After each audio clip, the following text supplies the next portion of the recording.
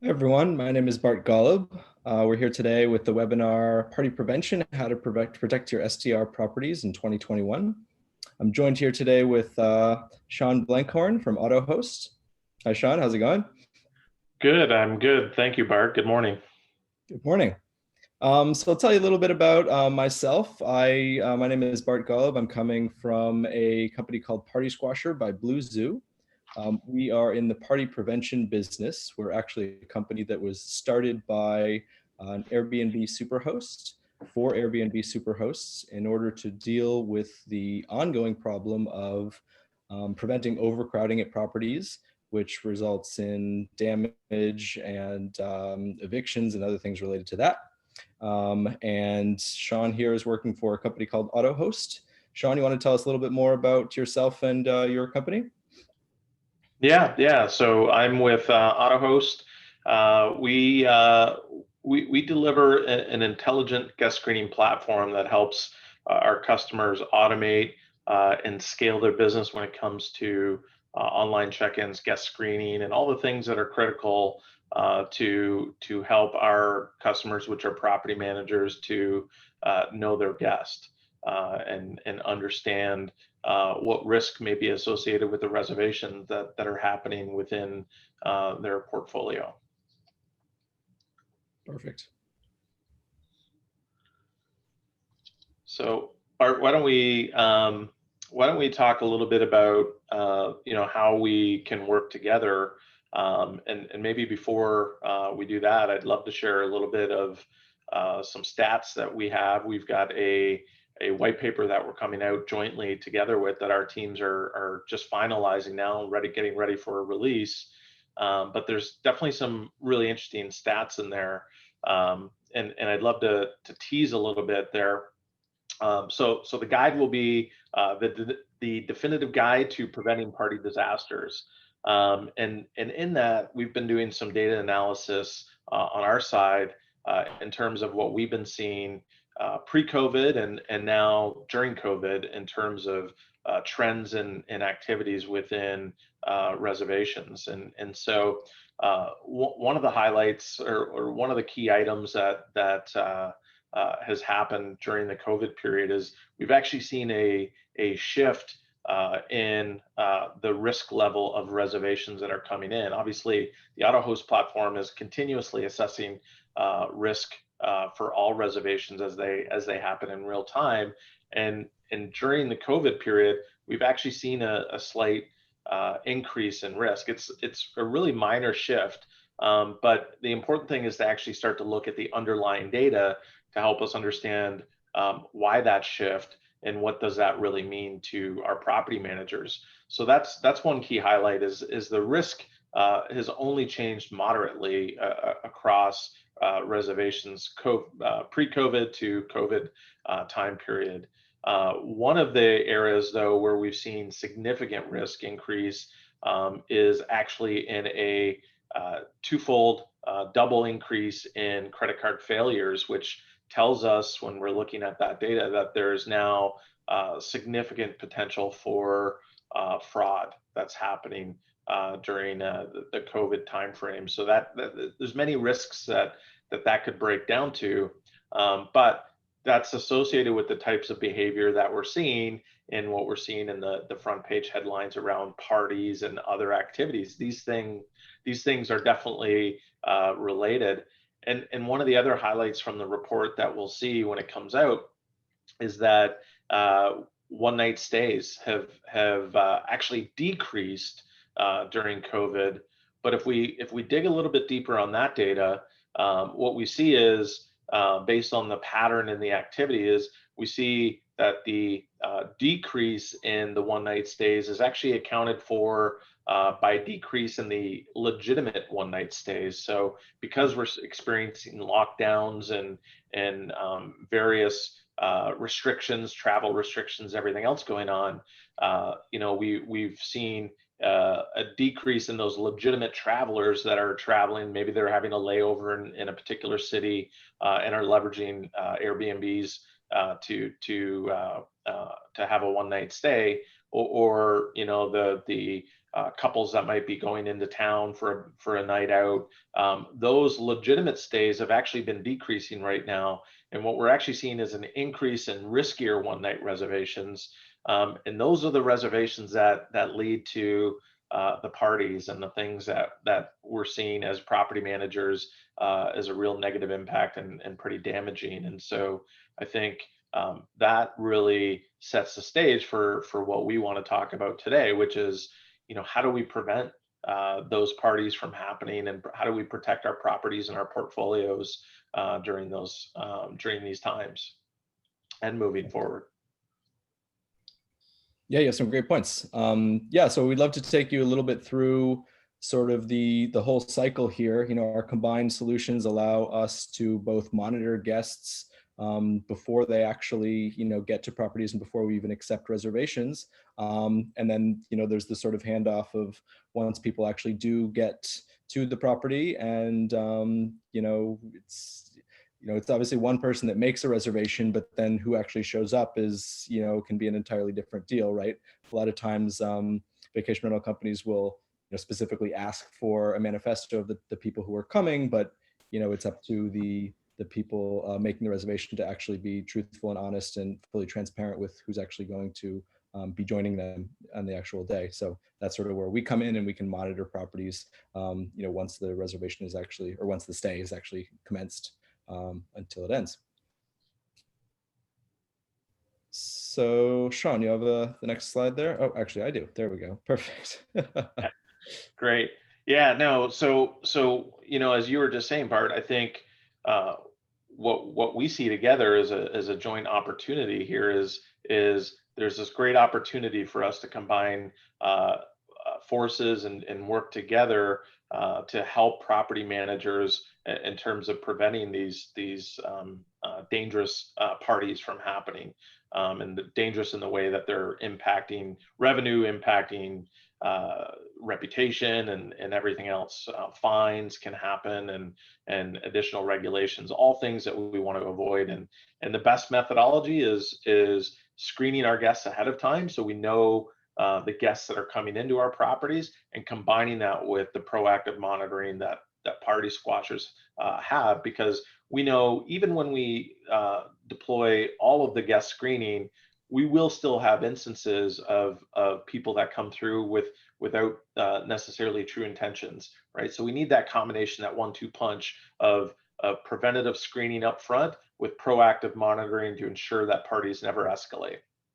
So I think that's key. And then what I'll do now is walk through some of our best practices from an auto host perspective when we talk to our customers as we onboard them onto our platform. But what are some of the best practices that you should be thinking about during this time frame and going into 2021 on how to prevent these parties from happening? So we really look at it as a few key points. One is do your due diligence. We're going to dig into each one of these and what we mean by these, but do your due diligence up front. Increase the guest accountability. Make sure you hold your guests accountable and ensure that they know that they're accountable for what's happening. Verify your guests, know your guests, know who's coming in, and then monitor the situation. And that's where Party Squasher. So I'll go through the first three points here in a little more detail. So this first one here, do your diligence. So there's really a few key ways that we want to do this. One is to know the rules and the regulations, right? So understand and follow the bylaws that are in your area, your region, your city, homeowners associations, whatever it might be that may have rules that apply or regulations that apply to your properties. So ensure that you understand those, know those for each and every one of your properties, especially if you have properties in different regions, and then follow those and make sure you're putting the appropriate measures in place ahead of time as part of your screening process to ensure that you're following those to avoid any damage and or reputational damage for yourself and or an increase in future regulations, right? The cities and municipalities are coming out, or even associations are coming out with new regulations because of parties that happen.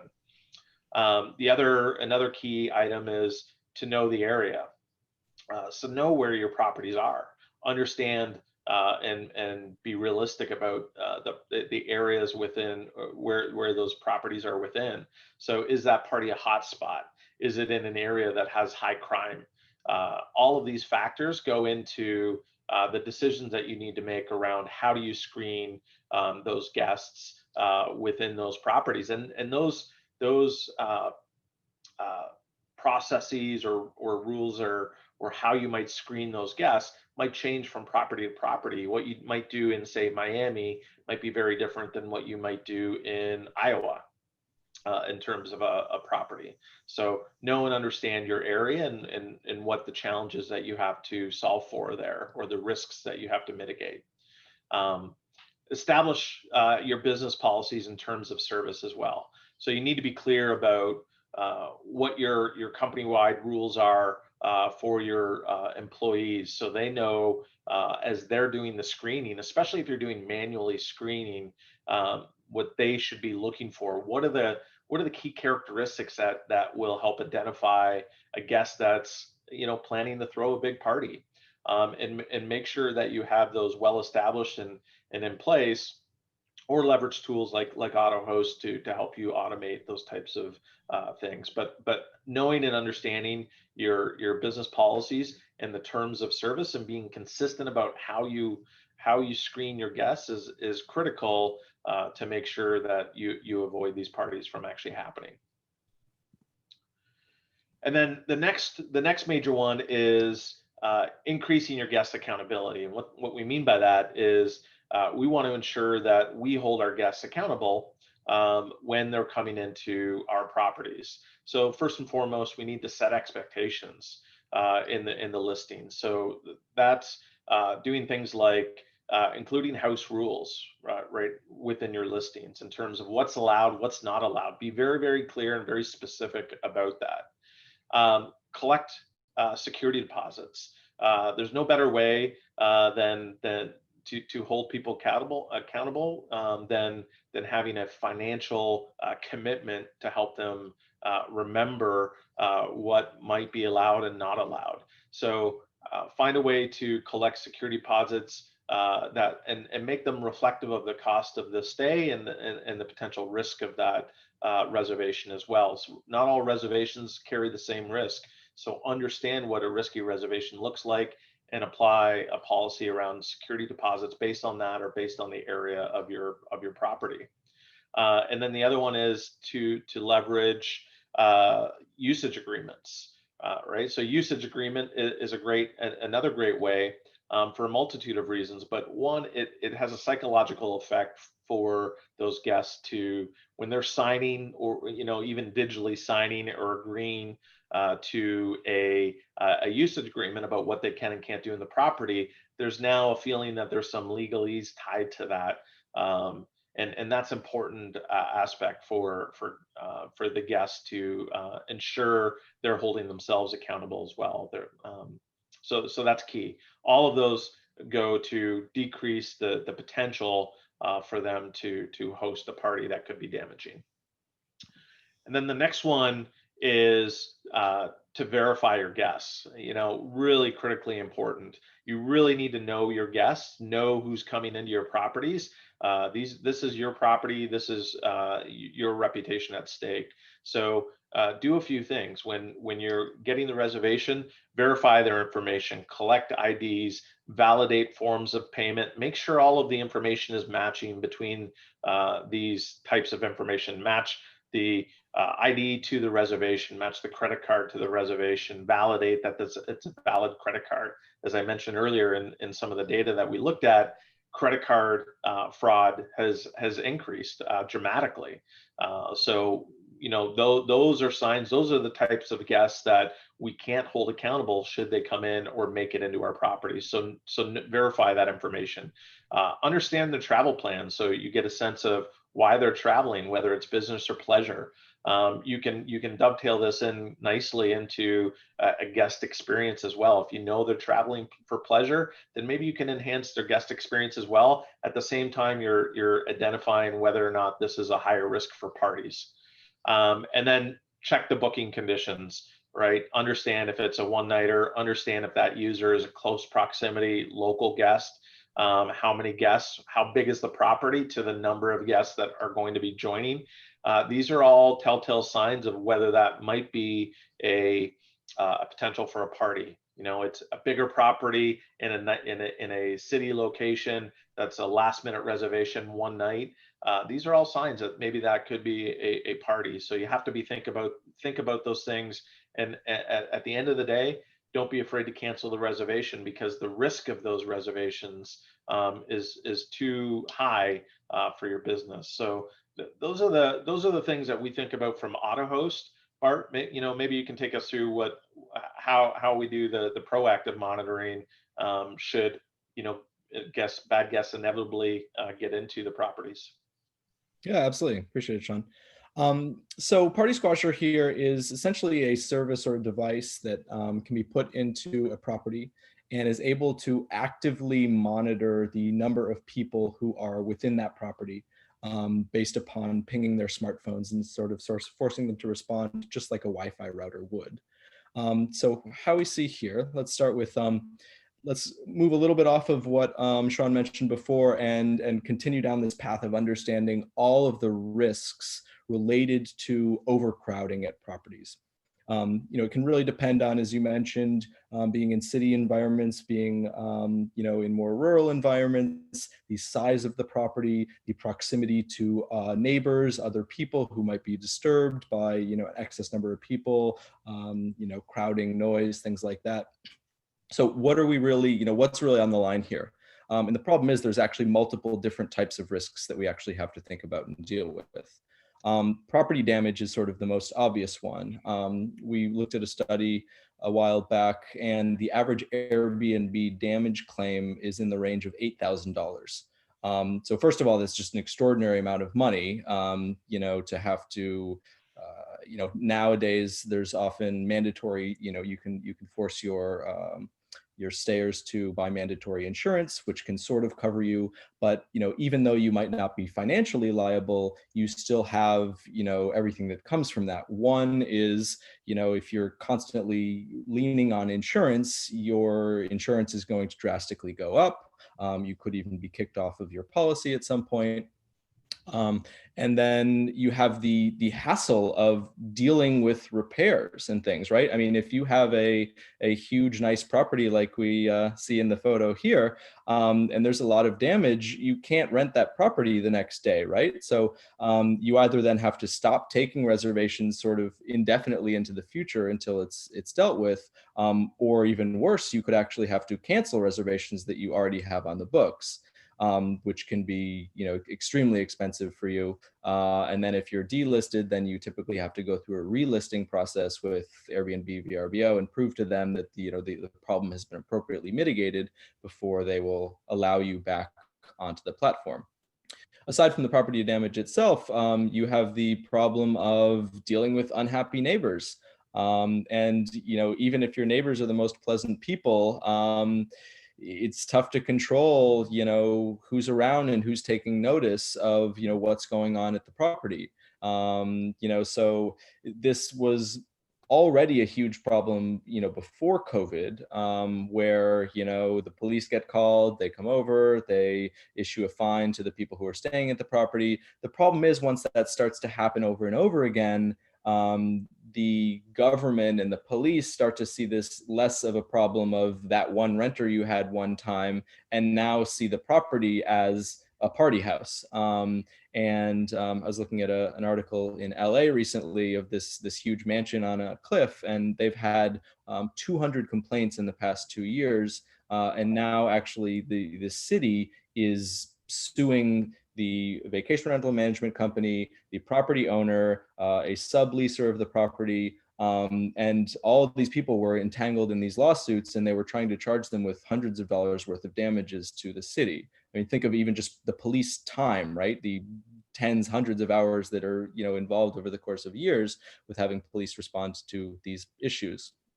Um, and then you get to, what does that actually happen to beyond fines? You could lose your vacation rental permit entirely. Some of these properties, make five, 10, 20, $30,000 a year. If you were to lose your license to be able to operate on a short-term basis, then that's a huge amount of revenue that you're no longer going to be able to see again. I find the COVID stuff even more interesting because it's sort of unclear how the government is approaching this really at all, and makes it extremely risky from the property manager and owner's perspective, in that, what if you're caught with a super spreader event that happens at one of your properties? And then, you have a huge spike in COVID related to that. It's hard to necessarily pin it exactly to that property. But if you have 100 people at a party in a jurisdiction that's saying there are no private events allowed here at all, especially if you have taken a manifesto and you've received the,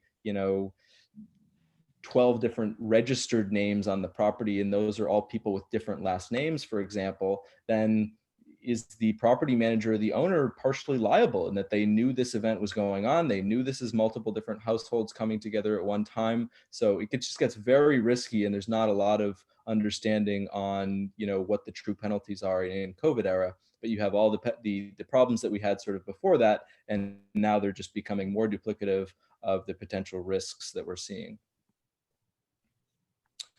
So how do we deal with the problem? I mean, that's obviously the next step. There are different technologies and different sorts of solutions and mentalities to have here, and things that we can do to potentially mitigate some of these risks. We think the three biggest ones are privacy. So privacy is very important for a number of reasons. One is it even allowed? So Airbnb and VRBO have restrictions on what you're allowed to do at any particular property. For example, cameras are a great example, right? You can have a Ring doorbell, you can put cameras outside to see who's in your driveway. In most jurisdictions, it's not legal to have cameras inside. Obviously you're never allowed to have cameras in a bedroom or a restroom or things like that, but even in a living room or a dining room, it may or may not be allowed. But from a guest perspective, I don't know many guests that would be okay with seeing cameras, all over the property, especially inside. So that's a very important thing for people to consider. Two would be the effectiveness, right? Is having information that's available to you in real time, and live data that can be shared with you and that can give you sort of notifications or alerts when there's a problem.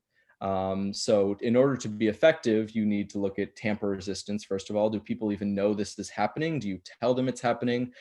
We typically recommend that in the rental agreement, you will disclose that there is a device within the home that will passively count the number of people who are there, and we'll know if you are in huge excess of the number of people allowed at the property.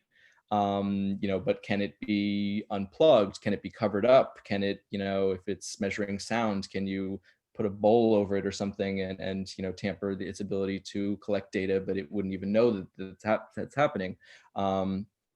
The second thing is automatic monitoring. So this is very important. A camera is great to have, for example, after the fact, right? You can always go back and look at the feed of what happened, but it doesn't really have any ability to alert you when there's a problem, right? You'd have to have somebody constantly looking at the feed, and have a control room like a casino where you have your 100 different properties and you're looking at each one to see what's going on. That's obviously hugely labor intensive and completely unrealistic in how you would sort of be able to deal with it. And then the third would be range, right? Are you covering, and if you have a big 10 room, property with 4 bedrooms and multiple bathrooms and a huge pool and everything else, can you cover this entire space with one, sensor or camera or, whatever it is? Or do you need to put one in every room, or, one inside, one outside? There's so many different options depending on the type of technology that you're using. And the third, which is obviously important to everyone, is cost, and being able to provide a solution that is effective at what it does, but doesn't break the bank in the process. And we can easily, know that the minimal cost on a per reservation basis is going to easily outweigh, the risks that we have, and even dealing with one damage complaint in the range of $8,000 or something, it would take years and years and years to use the solution to really get you to that point. So those are sort of the three things that we think are the most important.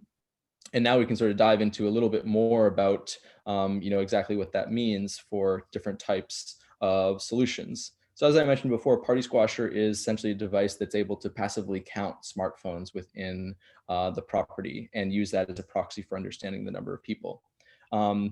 We basically decided to introduce this product to the market because we had some Airbnb superhosts that were working at the company and were side gigs that were running, were acting as property managers, and did not really like the options that they had on the market at the time. We spoke a little bit about cameras. Cameras are great in that they can show you sort of exactly what's going on, but the fact that it can alert you to things, the fact that it can be very expensive for the actual equipment, be very expensive for the ongoing service that's required. A camera can easily have mechanical issues. It can easily be covered up. There's a lot of ways to sort of beat the system in that way, and it's just generally creepy, in my opinion. And then you have, sort of I would say, sort of the middle ground of sound monitoring. Sound monitoring is a great way at its face to understand, the risk, because your neighbors, for example, are probably not necessarily going to call the police, unless they hear noise. The problem that we have with using sound as the sort of decision-making factor here is that sound tells you that a problem is already happening. And oftentimes you're then too late in the process to really have an effect. That's the police haven't been called and your neighbors haven't already noticed. If we can count the number of people who arrive at a property and know in real time exactly when they arrive, then hopefully we're minutes, if not even hours before we're actually going to have huge spikes in sound that would result in those major problems. Another thing with sound monitoring is, if you figure out there's something there, a sound device has to be relatively visible because it has to be open enough to be collecting sound. So if somebody knows what it's doing, you could cover it up, relatively easily. The Party Squasher, for example, is connected directly into your Wi-Fi router. And if it's disconnected to power or internet access, it immediately is going to send the property manager or owner a text message or an email letting them know that it has been disconnected. So great from two perspectives. Of one, it can tell you if you're losing power, and two is if somebody's actually tampering with it. And you can easily tell if all your properties go down at once, then it's probably a power issue. One goes down, it's probably something at the property. However, it doesn't need to be visible. And that's the great thing about the Party Squasher solution is you can easily lock it in a closet. You can put it in a desk drawer. You can put it under your desk, things like that. Since it's just picking up the Wi-Fi signals, it doesn't actually need to be visible to anyone ever at all. The other advantage to using a solution like Party Squasher is we can cover, essentially an infinite amount of range using one sensor. These devices were actually made for more retail and hospitality type settings originally. And so we can cover something as large as a Walmart or a Costco in one or two sensors, which means that really any property is going to be a lot smaller than that. And other types of solutions like sound monitoring, for example, require different solutions for outside and inside. And if you have very, very large properties, might require even multiple sensors inside, because obviously, the decibel level of sound in one area of a large estate is going to be very different than in another area. So you've really got to cover places, more separately. Privacy is another issue. With Party Squasher, we're not able to pick up any sort of information that's related to any particular user. All of the information that we get related to cell phones is completely anonymized, and there's no way to track it back to anyone's phone number or name or anything like that. Whereas sound monitoring and cameras are slightly more invasive. Cameras, clearly invasive for the obvious reasons. Sound monitoring, you're using microphones. You're obviously not picking up actual content. But to have a microphone to understand decibel level, there is still a microphone involved. So people might find that to be unusual or unnerving in some ways. And then cost, as I mentioned before, cameras can be extremely expensive, both for the hardware and for the service that's related to them.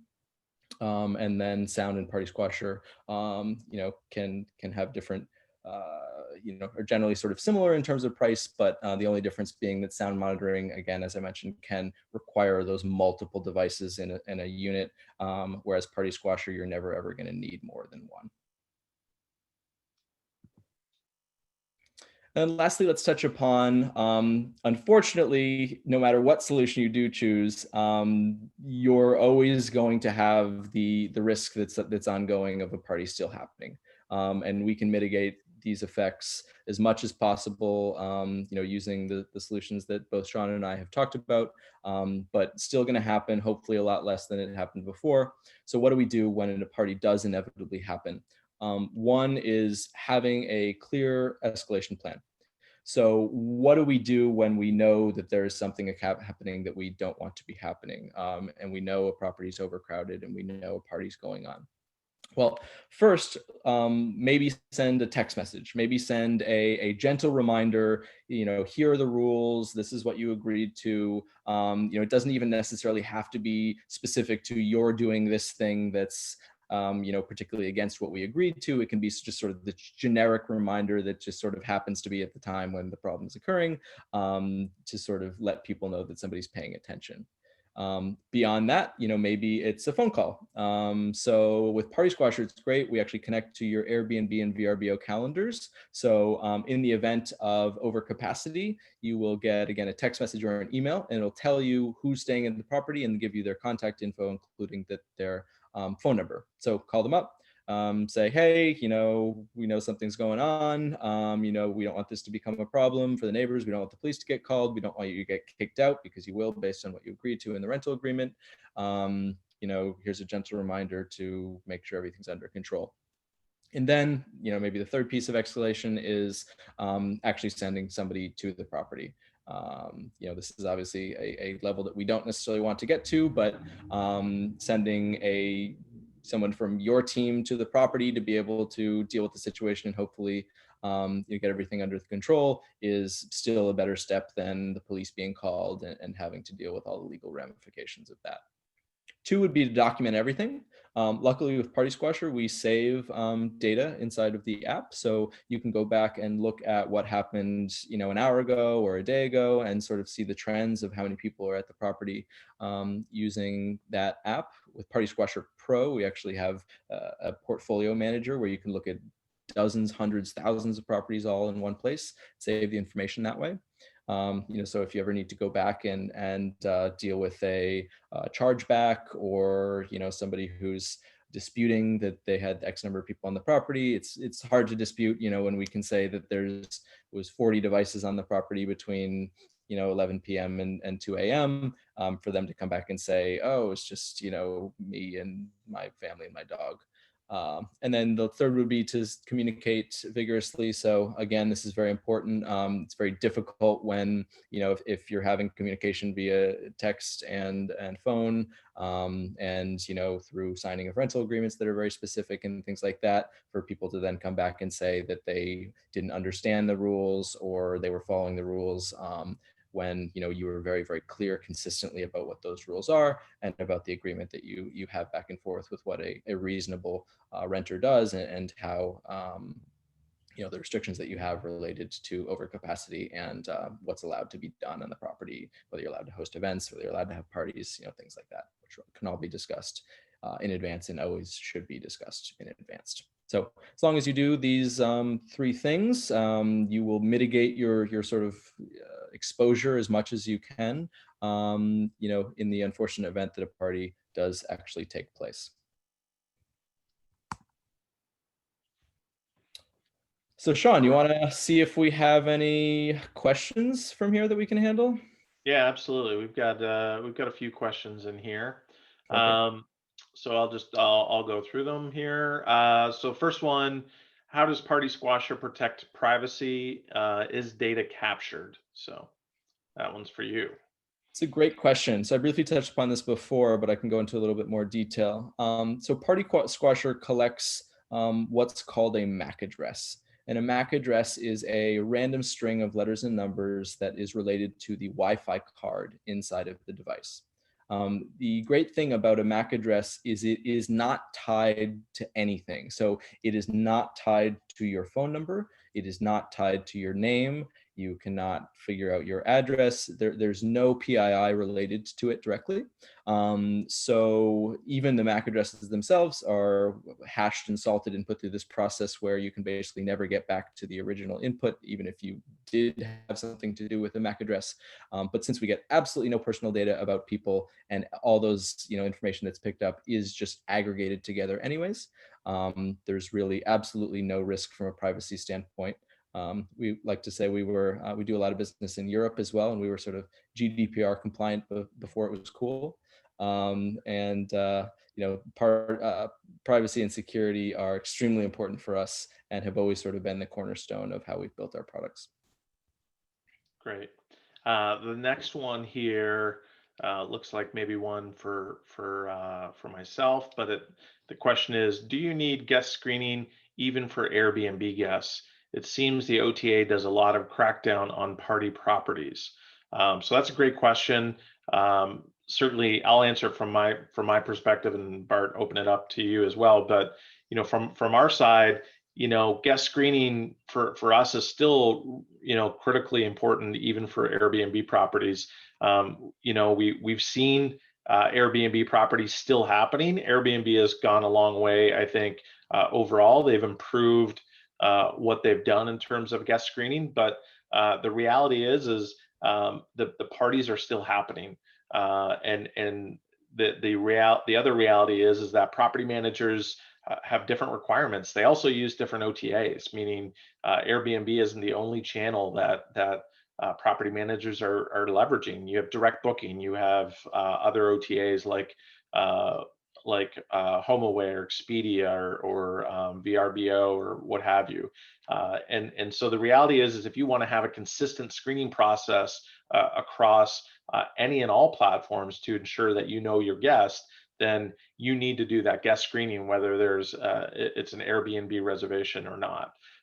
So I think that's really important. The next one here, if Party Squasher finds out there's a party going on, how do you handle the guest eviction? That's a great question.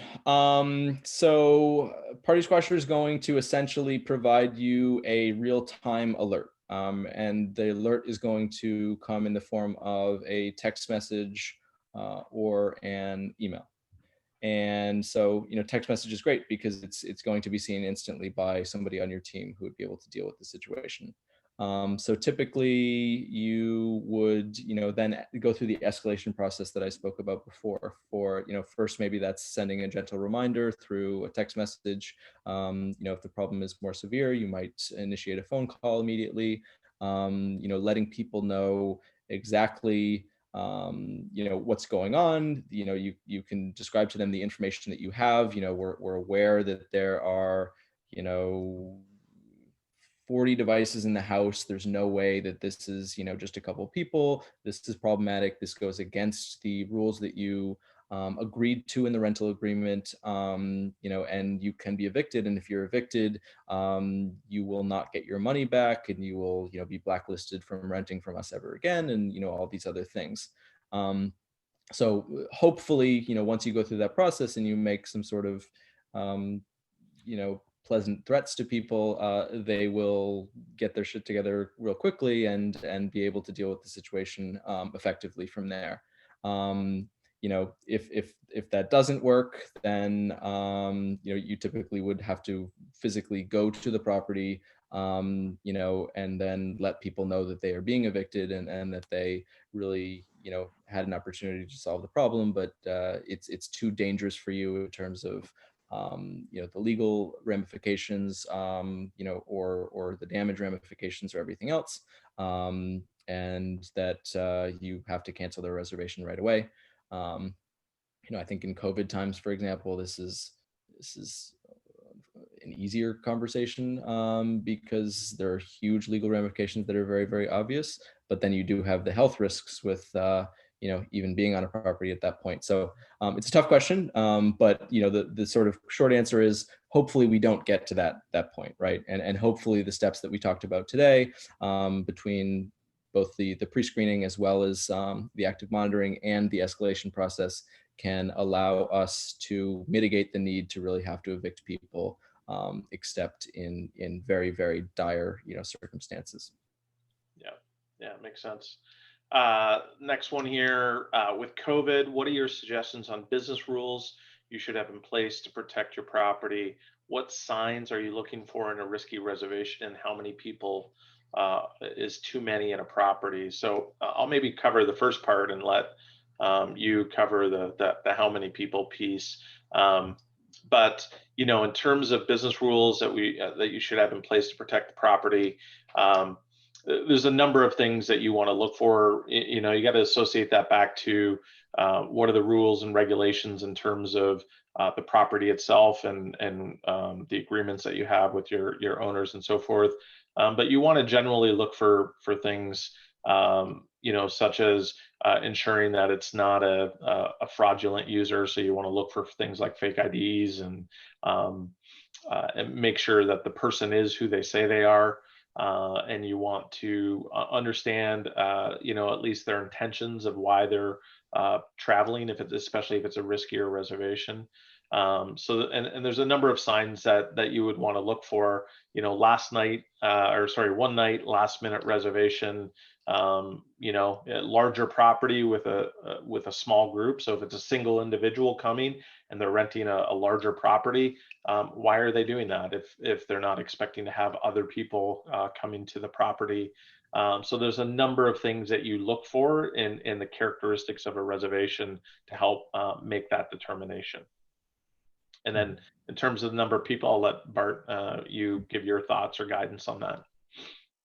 Yeah, so we typically recommend, so our system picks up devices that are internet connected, as we spoke about. So we typically recommend about a 2x multiplier is typically in most markets the appropriate threshold. So you can account on average that people have about 2 devices. So they might have a cell phone, they could have a laptop, they could have a tablet, whatever else. Our system's not going to count anything within the house. It's automatically going to, anything that's constant over a longer period of time, it's going to take out those devices from ever being counted. So you're only going to pick up the incremental increases, in each reservation, and the people that have devices that they're bringing in. So it depends. Again, it really depends on the market. Whether you're dealing with more of a business or a leisure segment. If you're in a more city or more rural environment. But we generally find, if you start with the 2x, so you set this, if your house has a capacity of 8, then you'll set your party squasher to alert you when there's more than 16 devices. And then, if you're getting too many false alarms or never getting notified when you need to, you then can adjust up and down based on that. But 2x is sort of the right starting place. Great. The next one here is, how do you know if the booking is fraud? That's a great question. There are a number of immediate things, right? If the ID is a fraudulent ID, fake ID, those are clear tell signs of being fraudulent. But usually individuals are a little more sneaky than that. So we want to look for all sorts of signs. As I mentioned earlier, you want to compare your documents that you're retrieving. So whether it's a photo ID or a passport or what have you, matching that back to the reservation information. We even look and think about signs of breach, meaning we look at the information that we have on the individual, the guest, their email address. If that email address has been identified as part of a data breach, well, now we have a higher risk of that user being a stolen identity.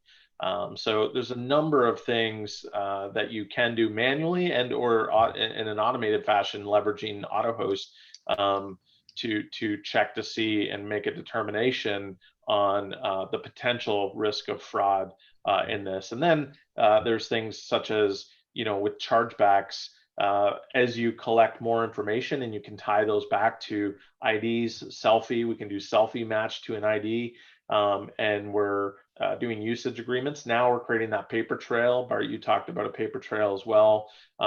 Now, if there is a chargeback, so if there is an attempt to have fraud, we can go back to the credit card company and defend those chargebacks, and that's a significant revenue protection mechanism right there as well.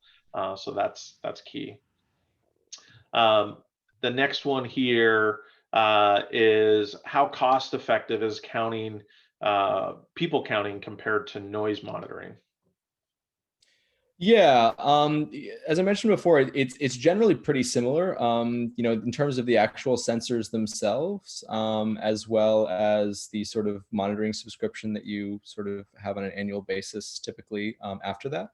The only real difference, as I mentioned before, is that Party Squasher, there's no instance that you would ever need more than one device, no matter how big your property. You could have an entire castle that we could cover, with a singular device. Whereas with noise monitoring, we find if you're in, sort of a condo type unit, then, you're going to get away with one. If you're in a standalone house, for example, at minimum, you need one inside and one outside. And then if your property is, larger and has different parts of the house that may be very different in terms of noise level, you could actually need multiple devices inside and one outside. So since the prices sort of per unit are very similar, once you get into, one unit versus 2, 3, 4 units, then it becomes much more expensive to do the noise monitoring comparatively to the Party Squasher device. Great. And one last question. Do you still need these kinds of security processes in place if the guest is staying long term? So I think, I'll answer first, and I'd love to hear your answer too on this one. But from our perspective, guest screening doesn't really change whether you're long term or not. Many long term rentals require, the buildings or the facilities or the properties may require additional screening even on top, meaning they may be looking for a full criminal background check or credit score, financial credit check. So those things are usually in addition to the screening that you already want to do in terms of that user from a guest screening. So that doesn't change whether it's long-term or not, but maybe Bart, from a device monitoring perspective as well. It's a great question. From my perspective, I would say it's either the same or even worse in terms of the potential exposure you have with a long-term renter. There's a couple problems. One is that you're sort of in it for the long run, right? So if you're having a problem, in the first couple of days of a month-long or longer reservation, then the likelihood that it's going to get more pleasant after that is pretty low. And then you also get into other sort of dangerous legal ramifications of squatting laws and things where if you're staying more than 20, 30 days, then people have actual legal rights to never leave your property, which you obviously don't want to get into that territory. So, it's disastrous to have a one-night stay and to have a party that's related to damage, in that quickly. But it only becomes duplicative in longer stays. And if you do have a problem in those first couple of days, but then they're staying 10 times longer, you either got to evict immediately, which then is a huge revenue loss, right? Which is such a hard, if you're getting a lot amount of money out of these people, it's you don't want to deny reservations that are a month long, but if the risk is there, it's going to be a real hassle to deal with, as both of us know. And so I would say it requires even more diligent understanding of the actual group and what their intentions are and why they're there and what they plan to do, versus those couple day reservations. Yeah, great points. And that's it for Q&A in terms of the submitted questions. So I think at this point, what we'll do is we can close up here, Bart. I appreciate the conversation and all of the feedback or the advice in terms of how to protect the properties from parties, and then I think we're posting online on our website, right, Bart? On both of our websites. So Yep. they'll be available. The recording will be available moving forward as well for others. Yeah, we'll be excited to release that white paper with you soon.